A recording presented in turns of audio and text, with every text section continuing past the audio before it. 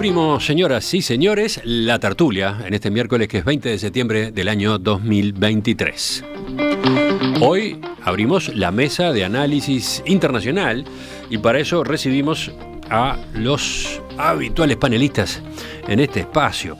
Leo Harari, allá en París. Buen día, Leo. Buenas tardes para ti. Buenas. Un gran saludo para todos. ¿Cómo estás? ¿Cómo te lleva París en un día como el de hoy? Bien. Es un día otoñal, pero agradable, agitado porque está el rey británico, Carlos III, acá en el barrio. Ah, ¿en tu barrio mismo? Sí, no demasiado lejos, pero no alcanza como para que lo vea por la ventana, pero está ahí atrás, estamos Mirá, cerquita. pensé que ya te habías ido de París, que habías ido a ser parte de la hinchada uruguaya en el partido de los Teros frente a Italia. Lo veo por la tele, que me resulta más saludable. ¿Sos de los que sigue el rugby o no? ¿Cómo es? No, soy de los que sigo a Uruguay. Bien. ¿Y A algo, donde vaya. y algo has ido aprendiendo del rugby? Sí, no me resulta muy divertido, la verdad, pero bueno, para hinchar a los teros estoy. Bien, ya sabemos, uno más ahí del otro lado de la pantalla. Bueno, segundo saludo para Gustavo Calvo, conductor de la Hora Global acá en Radio Mundo. Buen día, Gustavo. Buenos días, Emiliano, y por supuesto otra vez gracias por la invitación y a las órdenes. Vamos con dos grandes temas hoy. Empezamos. Esta semana la agenda internacional está fuertemente centrada en lo que sucede en la Asamblea General de Naciones Unidas que sesiona en Nueva York. El objetivo principal de este encuentro este año es acelerar las acciones para cumplir con la Agenda 2030 de Naciones Unidas y sus objetivos de desarrollo sostenible. Los jefes de Estado presentes en la Asamblea buscan aprobar por consenso una declaración en la que se comprometan a actuar sin demora para el cumplimiento de esas metas. Según Naciones Unidas, para lograrlo se necesitarían en torno a los $500.000 millones al año. Ayer, en la apertura de los debates, el secretario general Antonio Guterres urgió a los 193 países miembros a terminar con las guerras, a hacer frente a los desafíos ambientales del planeta, respetar los derechos humanos y la legislación internacional. Guterres pidió una reforma de las instituciones multilaterales para que reflejen lo que dijo son las realidades económicas del siglo XXI. The world has changed. Our institutions have not. El mundo ha cambiado, nuestras instituciones no, decía Guterres. No podemos abordar eficazmente los problemas tal como son si las instituciones no reflejan el mundo tal como es. Y luego recordó la serie de crisis existenciales que vive el mundo. Desde la crisis del clima a la de las tecnologías disruptivas, como la inteligencia artificial o las armas autónomas que funcionan sin control humano. And trade relations, one that threatens a single open internet with diverging strategies on technology and artificial intelligence and potentially clashing security frameworks. Si bien la Agenda de Desarrollo Sostenible estuvo presente en los discursos de varios de los mandatarios este martes, en el primer día de sesiones, buena parte de la atención se la llevó, por otro lado, la intervención del presidente ucraniano, Volodymyr Zelensky, que participaba por primera vez en la Asamblea General. En su discurso, Zelensky acusó a Rusia de cometer un genocidio de niños ucranianos y reiteró, por otro lado, su llamamiento a una cumbre mundial por la paz sin Rusia. En fin, esta es apenas una introducción, esta es apenas una serie de apuntes sobre lo que es esta vez la Asamblea General. Porque quiero preguntarles, Gustavo, Leo, ¿qué atención le prestan ustedes a estas deliberaciones? ¿Para qué sirve la Asamblea General de Naciones Unidas? ¿Creen que provoca algún cambio real? Bueno. Respuesta corta, Gustavo. Gustavo, bueno, yo titularía esta mesa, si a ti te parece, la relevancia de un organismo inútil o la utilidad de un organismo irrelevante, el título que tú quieras. Bueno, y te doy un solo dato. De los 5 integrantes permanentes del Comité de Seguridad, solo un presidente asistió a la cumbre. El resto se quedó en casa. Leo, ¿tu respuesta corta a las preguntas que yo planteaba recién? Es el tipo de organismo que si no existiera habría que inventarlo. Sirve mucho menos para lo que es necesario, pero no deja de servir. Yo he visto, saben, he estado ahí adentro, hay todos los años 40, 50, 60 funcionarios que mueren cumpliendo sus funciones en zonas peligrosas o inaccesibles o tratando de evitar conflictos. Es un organismo que cuando se creó permitió a muchos países salir del colonialismo, asistiéndolos, fue la vanguardia en la lucha contra el apartheid. Algunas de las organizaciones del sistema han permitido eliminar la viruela del mundo, disminuir, creo que también liquidar la poliomielitis en buena parte. Son los que han creado los equipos de inspectores de armas nucleares y de establecimientos que puedan tener consecuencias desde el punto de vista radioactivo. Hay infinidad de funciones que sigue cumpliendo. Sin embargo, la principal, que es mantener la paz del mundo, no podemos decir que haya sido exitosa. Seguramente se han frenado muchos conflictos y hay otros que les pasan por encima. Uh-huh.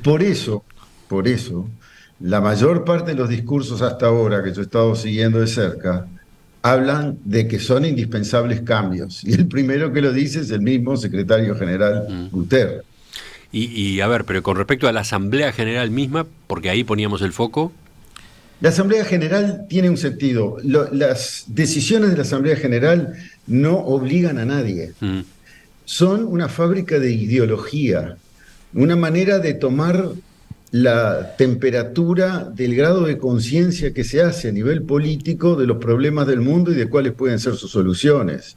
Han permitido poner los derechos humanos a la orden del día, han permitido que se acepte la idea que se necesita un desarrollo que sea sostenible, que tome en cuenta el hambre, la salud, las inigualdades, y eso algunos lo aceptan porque queda bien aceptarlo, pero no lo hacen, son terribles dictaduras que explotan a su pueblo, y otros hacen lo que pueden, pero sí va creando una ideología que salió del 45 alrededor de los derechos humanos, que en mi opinión es un problema de opiniones acá, pero mi opinión no solo sigue vigente, sino que cada día es más necesaria. Bien. Volvemos ahora sí a Gustavo y empieza la discusión. Bueno, capaz que sí o capaz que no. No. Por supuesto que apoyo todo lo dicho por Leo desde el punto de vista de lo que sucedió. No es lo que está sucediendo ni lo que va a suceder.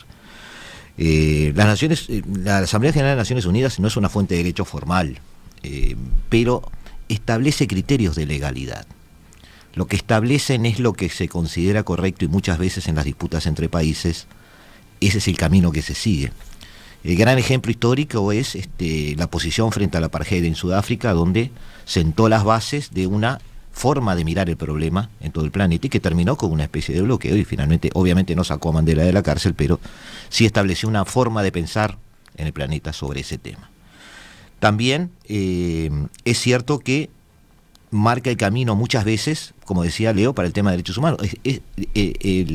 El texto de derechos humanos donde se basan incluso constituciones es el que está en negro sobre blanco en la Declaración 217 de las Naciones Unidas. Uh-huh. Es decir, ese es un pasado que yo no diría glorioso, pero fue un pasado funcional hasta ahora. Pero el problema viene con el motivo principal de su creación y en el momento principal de su creación, que fue en 1945, 46, 47, en todo ese proceso, digamos, que es la obtención de la paz en un mundo que sigue en guerra. Uh-huh. Y muchos de los presidentes que van allí a ese micrófono a decir que hay que conseguir la paz son los que están alimentando la guerra. Uno de ellos, el presidente Biden, que yo no los indico como responsable de la guerra, pero sí como responsable de que no se agote el mecanismo de hacer la guerra. Frente a eso, bueno, hay que decidir qué es lo que se hace. Por supuesto que Guterres apuesta a tratar de reformar desde adentro lo que puede. El gran tema es el Consejo de Seguridad. Porque el gran tema es que el Consejo de Seguridad es el único que sí es fuerte formal de derecho, que tiene fuentes de coacción a partir del capítulo 7, capítulo 7 creo que son artículos 41, 42, que le permite utilizar la fuerza, pero también el Consejo de Seguridad es el que está trabado porque, como muchas organizaciones o asociaciones, cuando todos los socios estamos de acuerdo, descorchamos champán a fin de año, hacemos una fiesta de despedida del año, está todo bien, pero cuando nos peleamos vienen los problemas. Y en este caso, el sistema de veto es uno de los temas, pero ¿Es razonable pensar eliminar el veto o, como pretendía Zelensky, que las Naciones Unidas se reorganicen, por ejemplo, sin Rusia? Bueno, ahí vamos a una cuestión que tú incluso lo has visto acá en las mesas de los viernes con Pérez de Castillo. ¿Qué tipo de Naciones Unidas queremos o cuál debería ser su función? ¿Admitimos a todos o admitimos a aquellos que tienen determinados valores? Porque recuerdo... La pregunta es retórica, casi. Bueno, ¿por qué retórica? Hoy no funciona así. El funcionamiento de las Naciones Unidas implica admitir a todos, porque la idea es generar una gobernanza mundial. Por eso, a eso iba. Pero el criterio de las potencias dominantes de Occidente es que funcione en base a los valores de determinados países. Eso es lo que está sucediendo. Y debo recordar que en el 2018 había 76 democracias en el planeta y 53 autoritarismos, y en el 2023 hay 70 democracias y más de 60 autoritarismos. O sea, entonces retrocedimos en esa materia. Estamos llegando a un punto donde quizás esos valores no son mayoría en el mundo. Entonces, debemos plantear lo que queremos. Bueno, ¿y tú vas por ahí también, Leo? ¿Vas a continuar con la línea de razonamiento de Gustavo o incorporás la tuya? Que el tema es el siguiente. ¿Qué nos queda si solo queda la guerra? Las Naciones Unidas tienen algunas cosas buenas. Una de ellas es que todos quieren estar. Hay más o menos 200 estados en el planeta, hay 193 que son miembros de Naciones Unidas. Alcanza con que los otros países reconozcan que es un país. Y los únicos que están afuera son Taiwán, porque se reconoce un solo país, que es China; Kosovo, porque todavía no es aceptado por suficiente cantidad de países como un Estado independiente; y el Vaticano, que decidió ser observador. Todos los demás están. Y a pesar de que no están, y es cierto, 4 de los 5 miembros que tienen veto en el Consejo de Seguridad, cada uno por razones diferentes, hay 140 jefes de Estado o de gobierno. No es pavada. Eso es una de las ventajas que tiene. ¿Por qué se van a pelear? Se van a mentir, se van a intentar aliar, van a negociar, van a venderse, van a comprar, pero entre tanto no están tirando tiros. Es decir, es una alternativa mala para la peor de las soluciones que encontró la humanidad, que es entrematarse. Entonces, merece respeto y esfuerzo. Yo creo que estamos en un momento clave. Iba a agregar, Leo, algo que capaz que es obvio, no sé, pero a mí todavía me impresiona positivamente la cita, esta cita anual en Nueva York, ¿no? En la sede de Naciones Unidas y su entorno. Esa convocatoria, esa presencia masiva de autoridades, ¿no? De distinto rango en algunos casos, pero las delegaciones confluyen y lo hacen con interés, con fervor, para hablar en la Asamblea General, ¿sí? Pero también para participar de todas las otras reuniones que ocurren al mismo tiempo, ¿no? Reuniones bilaterales, trilaterales, cuatrilaterales. Es una gran efervescencia diplomática lo que se instala en Nueva York en estas horas, de una diversidad difícil de concebir, ¿no? No sé, quería agregar esto y ustedes dirán si cuenta o no cuenta, pero a mí me llama la atención. Es una de las dos utilidades que sobreviven: un evento social. Sí, un evento social, dice Gustavo. Social, y la otra utilidad que hay que verlo, y es importante, es la funcionalidad que tiene esto para las políticas internas de los países. Ah, bueno, ahora vamos ahí. ¿Qué decías, Leo? Yo he estado ahí, en esos corredores. Hace 3 años estaba con los otros periodistas en la sala de atrás de la sala de reuniones. Es innumerable la cantidad de cosas que pasan. Todo el mundo, cuando no termina una discusión, se las arregla para seguir el año que viene, porque saben que van a venir el año que viene. Y todos los que tienen que arreglar cosas que no se pueden hacer públicas, está lleno de espacios donde te podés sentar tranquilamente mirando fluir el agua del otro lado de la ventana, o mirando un jardín, sin que te moleste ni hablar. Los presidentes y los ministros de relaciones corren de un lado a otro desde las 6, 7 de la mañana hasta la hora de los cócteles, sobre las 7, 8 de la noche.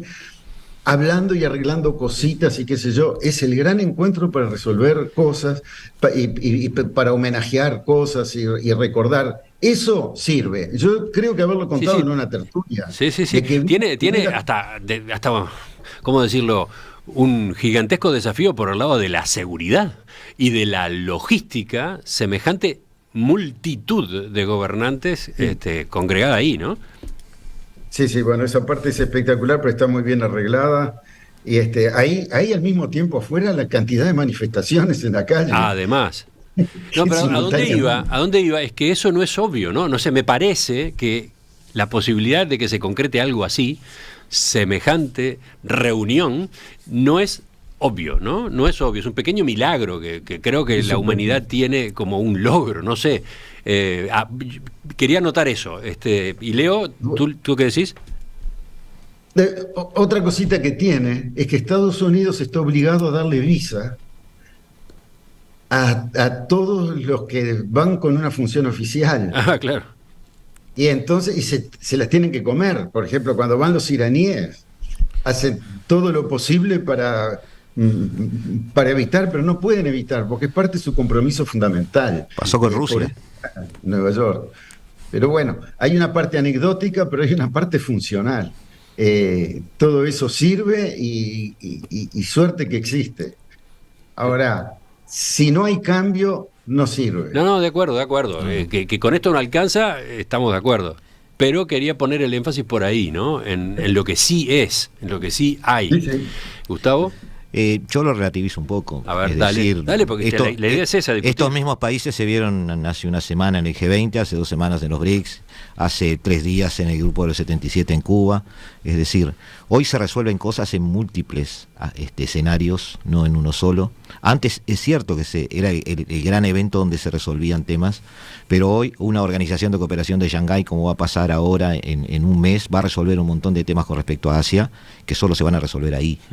Está bien, pero esto es el mundo, ¿no? Es el mundo entero, ¿no? Este es el mundo, pero empiezan a sonar o a sonar raro o a sonar un poco las luces amarillas sobre esos temas. Este es el mundo, pero resuelve realmente algo. Yo pienso que cada vez menos, pero por una crisis de identidad de la propia organización. Es decir, ¿qué quiere ser?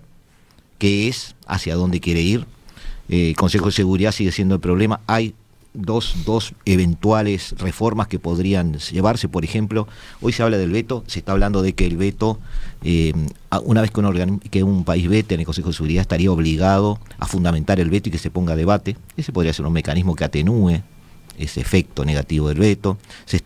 Lula está hablando de tratar de ampliar el número de países. Ahora, no tengo un matiz con lo que dice Leo en el sentido de que, bueno, están ahí, no están haciendo la guerra. Bueno, uno de los miembros del Consejo de Seguridad es Gabón. Es decir, están haciendo la guerra y además están ahí. Y el único presidente de los 5 permanentes del Consejo de Seguridad es el que ha votado más dinero para armas en la guerra de Ucrania y Rusia. O sea, esto sigue siendo un evento social para mí. Sigue siendo relevante en la medida de que pueda dar subir ese escalón que no ha podido subir en muchas décadas, que es llegar a imponer sus decisiones sobre otros, y soy muy pesimista en que logre hacerlo, salvo que, bueno, se modifique sustancialmente, pero si no se modifica, la tentación de algunos desconformes o de algunos que van allí para ver a otros pero no se sienten en su ambiente es buscar alternativas. Nunca las ha habido hasta ahora, pero ahora empieza a verlas. Empieza a haber una organización de cooperación de Shanghái, empieza a haber BRICS, empieza a haber una Unión Africana más fuerte.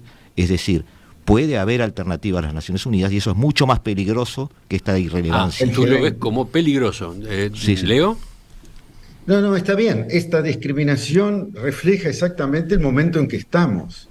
Sale el G7 porque había una crisis y no se esperaba que se pudiera resolver ni a través de los mecanismos de Bretton Woods ni a través de Naciones Unidas, y es un club, van 7 porque deciden que son los que pueden decidir. Después tenemos otra crisis y aparece el G20. El G7 se transforma en jefes de Estado después de haber sido para ministros de finanzas nada más. Y son... Sí, Leo, es el directorio y la asamblea accionista, el G7 y el G20. Claro, son diferentes ámbitos. Pero están funcionando así. Pero ojo, pero está bien. Ahora empecemos a entender a fondo qué significa esto. Porque tenés el BRICS. Yo hice la lista de los países G20. 20 países. Sí. El G7, 7 países. El BRIC, 11. 5 más 6 ahora son 11. Cuando empezás a cruzar uno y otro, solo quedan 4 que están en un solo organismo. En la resolución. ¿Y entonces qué quiere decir eso, Leo? Termino mi lógica. Sí, perdón. En pocos meses vamos a tener un G20 que tiene 11 miembros del BRIC adentro. Entonces, ¿para qué se van a encontrar de mañana en un organismo y después en el otro? Estamos en un momento de reorganización de las fuerzas de la diplomacia internacional, en que hay al mismo tiempo una crisis del sistema de Naciones Unidas por obsolescencia, porque ya no representa las fuerzas tal como eran cuando se creó. Estamos exactamente en el mismo grado de obsolescencia de las instituciones que salieron de Bretton Woods, cuyo objetivo era organizar la economía a nivel mundial, y que ahora en buena parte le queda chico, y además de quedarle chico, no va necesariamente en la buena dirección. Y en esa reorganización hay dobles usos, hay agujeros, hay insuficiencias, hay incoherencias, porque es un momento de transición. Lo que es interesante, ayer me escuché el secretario general de Naciones Unidas, a Lula, a Petro, sí. y ya cuando empezó a hablar Zelensky me dormí. No, yo ni lo pongo, ya saco. No, pero era espectacular. Es un lenguaje mucho más audaz que el que hemos escuchado hasta ahora, mucho más exigente y con algunas coincidencias profundas, una de las cuales es la que acabo de decir yo, que coincido con ellos. Estos son cambios que son necesarios para no derrumbarse, son cambios esenciales y hay por lo menos 2. Uno está, como dijo Gustavo, en el Consejo de Seguridad. La salida es meter Brasil, meter India, meter eventualmente la Unión Africana, como están haciendo en otros lados, y prohibir, por ejemplo, el veto de un solo país. Si hay 5 países con derecho a veto, pues que se tengan que poner 3 de acuerdo para vetar, con lo cual cambiás la dinámica, porque hoy en día uno solo va. De cualquier manera quería aclarar nada más que para que no se vayan a pensar que los presidentes no fueron por pura gana. Macron no fue porque tenía invitado al rey de Gran Bretaña en marzo y no lo pudo recibir porque había huelga. Acá estaban peleando por el asunto de las jubilaciones y entonces pusieron otra fecha y era esta. Xi probablemente no fue porque le está dando mayor importancia a su liderazgo en el BRICS y además de eso tiene buenos problemas en su casa.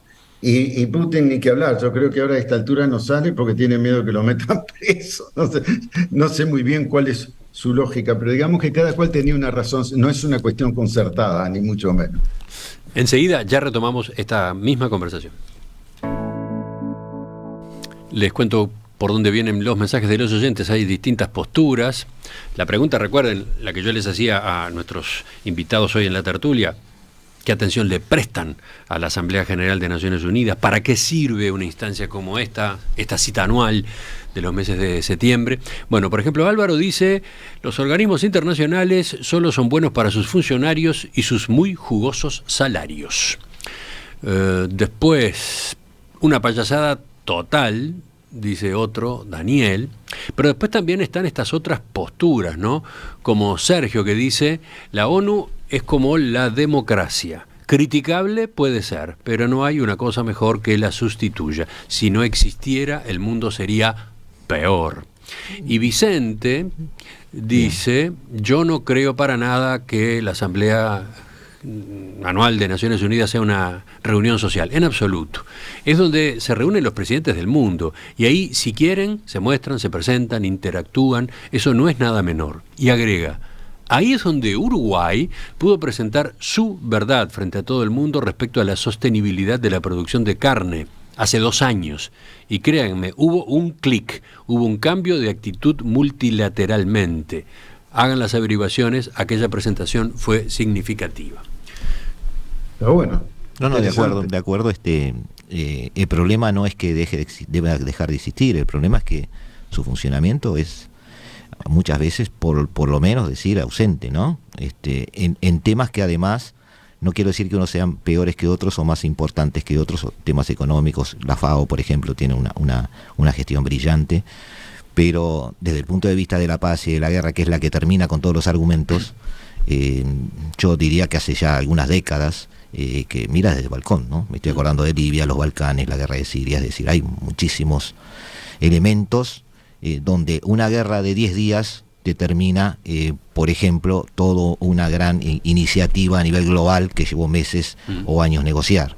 Y bueno, pasó y está pasando ahora con, tú empezabas la nota, Emiliano, con la Agenda 2030, ¿no? O sea, incumplible a esta altura, por muchas razones, pero una de las razones es que, bueno, no se ha podido imponer muchos de los criterios con las que nació. Leo. Bueno, varias cosas. Primero que las Naciones Unidas no son más que la suma de los estados que forman parte. Es decir, depende de ellos, depende de las cosas que están pasando en el mundo. Cuando subió Trump me vine de Nueva York, pero estaba acreditado como periodista dentro de Naciones Unidas, vivía dentro de ese edificio. El edificio está ocupado a la mitad nada más, porque por cuestiones de presupuesto han ido acortando. Y ahora, como expresidente de un sindicato de una agencia de Naciones Unidas, voy a contestar a nuestro oyente que habla de los salarios. Ah, claro, sí. Esa pelota quedó picando. Porque los he defendido. Es una brevísima intervención para decir que eso era verdad. Y tenía un principio, se llamaba el principio de Noblemer, que se inventó en la época de la Sociedad de las Naciones, diciendo que los que iban a servir a toda la humanidad tenían que ser los mejores y los más calificados y que había que reclutarlos en donde fuera, había que competir con las mejores universidades y las mejores empresas. Y así fue al principio, los salarios eran muy buenos, pero hoy en día la mayor parte de los funcionarios internacionales estarían encantados que los agarren al mismo nivel de competencias en el sector privado. Sí. O sea que ya no es verdad. Es muy lindo, porque es como las embajadas, te vestís bien, estás limpito, por ahí pasa un coche con chofer y te llevan. Pero no es un gran privilegio para los que trabajan seriamente en servicio de la humanidad, como dice el contrato. A ver, ¿qué más dicen los oyentes? Raúl señala, la Asamblea Anual es un evento comunicacional enorme, carga agenda y provee conexiones de todo tipo. Para los países pequeños, que no van a cortar nunca el pastel de geopolítica mundial en los grandes temas, bueno, para esos países los pasillos y las salas de estas ocasiones son oportunidades valiosísimas. Eso es correcto, es un profesional, alguien que conoce cómo funciona la cosa, sin duda, es así.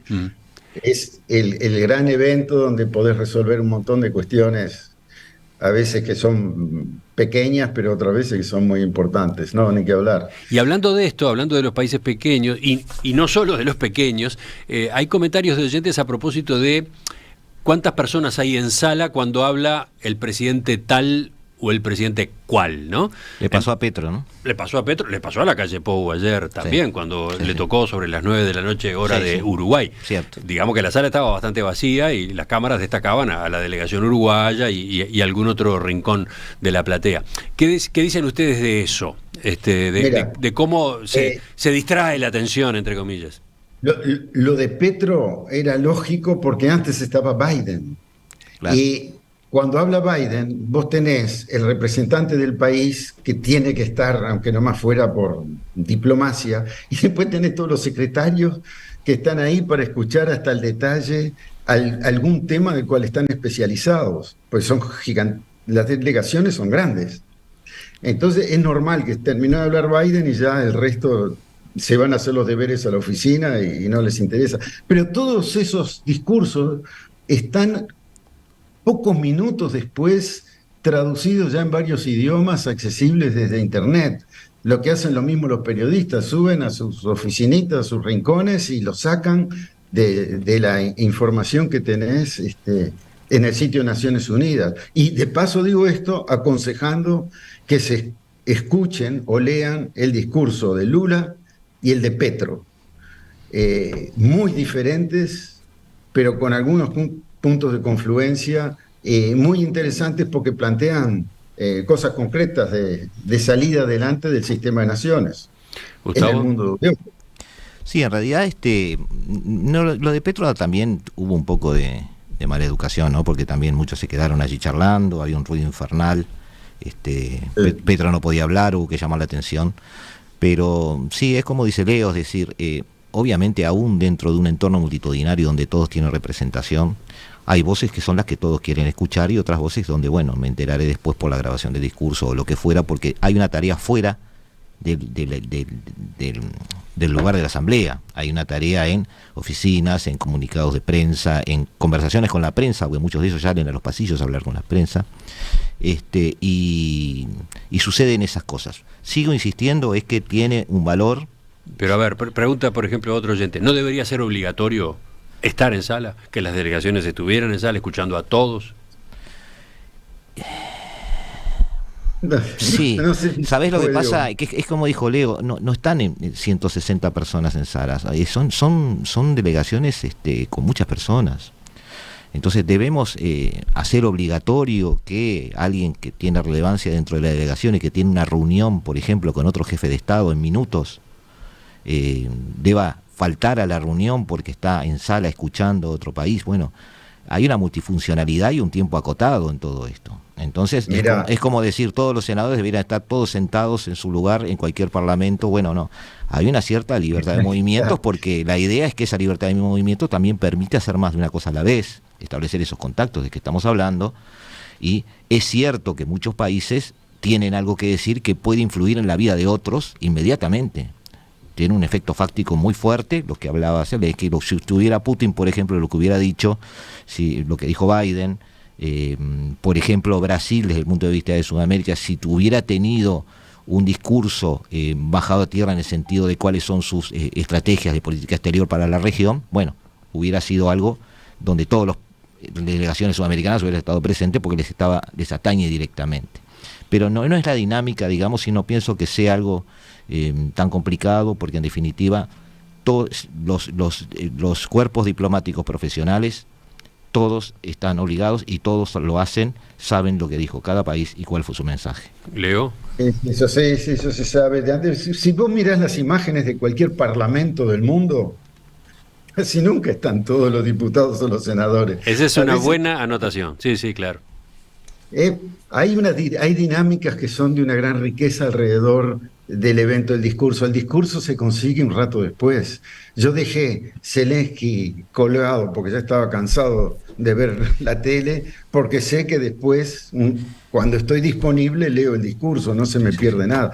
Lo que no me hubiera gustado perderme, y no me lo perdí, fue el primer discurso de Trump, en que dijo que era el mejor presidente de la historia de Estados Unidos, y en la sala reventaron de risa. Eso no había pasado. Eso quedó al mismo nivel que cuando Nikita Khrushchev se sacó el zapato, empezó a pegar con el zapato arriba de la mesa, los años 50, porque no lo escuchaban. Momentos así pasan, vale la pena estar en sala, pero si no es de vida o muerte la sala. Ahí está.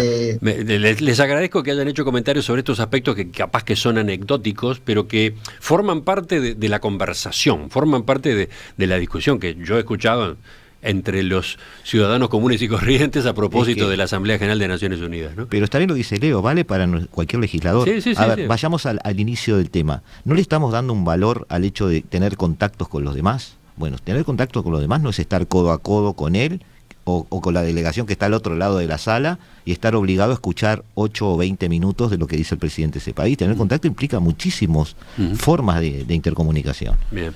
Sí, pasan muchas cosas, se crean amistades también, te das cuenta que este tipo, qué inteligente que es, qué bien que puso las cosas, lo escuchás de otra manera. O enemistades, O te das cuenta que es un zapallo y decís, ¿para qué voy a darle pelota?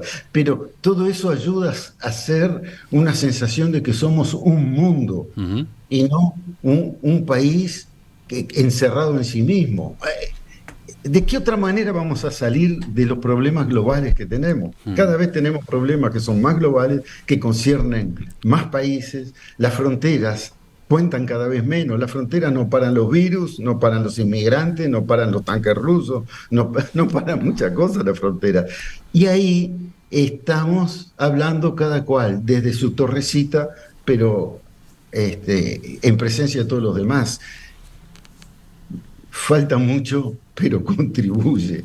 Yo te digo, ya no voy más a las asambleas, tampoco las extraño necesariamente, pero te aseguro que se trabaja de la noche a la mañana y muchas veces 23 horas por día, porque no querés perder una sola oportunidad de todas las que se te presentan ahí. Claro. Lo último, Gustavo, cerramos por ahora. Sí, no, destacar que a pesar de todas estas buenas intenciones, desde el punto de vista global, hay una irrelevancia de Naciones Unidas.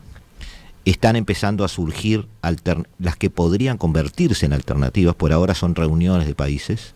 Estamos viendo cumbres prácticamente todos los meses, con integraciones múltiples de países que están en más de una cumbre. El gran paradigma en este momento, en los primeros 4 o 5 puestos, podríamos decir, de los países poderosos o relevantes, es el de la India, que está tanto en los BRICS como en el otro plantel o en la otra vereda, podríamos decirlo. Y hacer notar a lo que refería Leo, que explícitamente en la resolución de BRICS final se hace referencia a que apuestan por el G20 como un organismo de deliberación. Por lo tanto, tendríamos una especie de pirámide con doble punta, con el G7 de un lado, los BRICS del otro, y todos apoyados en el G20. Y en desafío a quien quiere hacer el seguimiento, es muy posible que veamos las próximas reuniones del G20 con los integrantes de los BRICS manejándose con una sola voz. Decías, Leo, ibas a comentar algo más, me parece. Me parecía que era un comentario pertinente lo que decía Gustavo, en el sentido de que van a pasar cosas y uno de los elementos catalizadores va a ser el enfoque que haga el BRICS de las relaciones entre ellos. China ahí tiene un liderazgo importante, Brasil no está muy tentado de abrir demasiado el BRICS porque todavía no tiene capacidad de liderazgo tan grande como lo que tiene India por su tamaño. Una anotación nada más. El año próximo, 40 de los 193 países tienen procesos electorales. Y si ustedes se acuerdan del impacto que tuvo la presidencia de Trump en la gobernanza internacional, que Biden todavía está tratando de restablecer, imagínense que países como por ejemplo Indonesia, que tiene casi 400 millones de habitantes, 4º país más poblado del mundo, van a tener cambio de gobierno. Y así otros 39 países que van a tener cambio de gobierno, entre los cuales nuestro vecino de la otra orilla. Es decir, todo eso puede cambiar las reglas de juego. Es suficientemente importante como para que cambien las reglas de juego. Mirá, tengo mensajes de oyentes que recomiendan unas intervenciones u otras. Por ejemplo, la del presidente de El Salvador, Bukele. La observaron, tomen nota.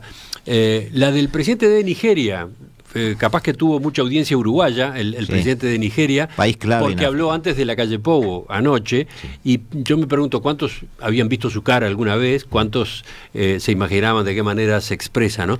Creo que tenemos bastante punta eventualmente para sacar a propósito de distintas intervenciones.